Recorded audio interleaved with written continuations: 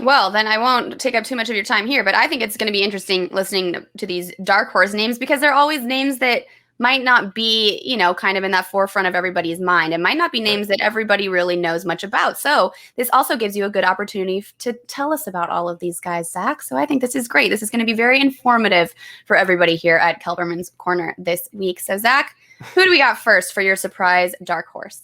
It's like an after-school special. I'm starting with Lloyd Cushenberry, the Broncos' incumbent starting center, and the only guy, I believe the only player from last year to log 100% of offensive snaps for the Broncos.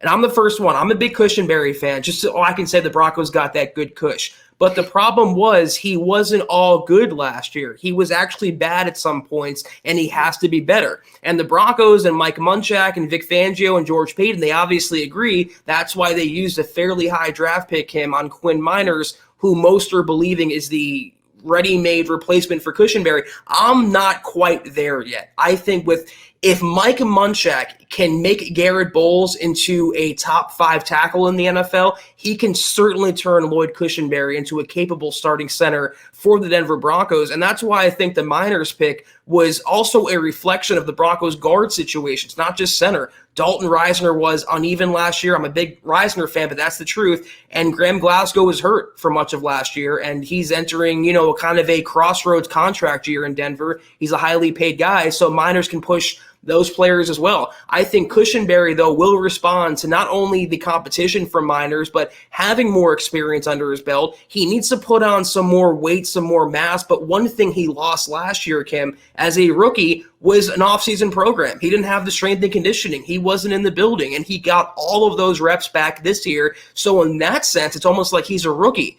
And being the center, the quarterback of the offensive line, we saw how bad the Broncos at times quarterbacking was last year. It was just a lot on Cushenberry's plate. So going into year 2, I think he'll settle down. I think he'll obviously bulk up a little bit. He'll feel more comfortable, and he should be motivated if subtly he's more of a passive guy, not a big rah-rah guy, but at least internally motivated by the competition behind him. And that's why he might not make the Pro Bowl. He might not be an All-Pro. He might be a guy that you don't even remember is starting for the Broncos, but I think in a dark horse way, he could surprise you by holding down that job along the pivot.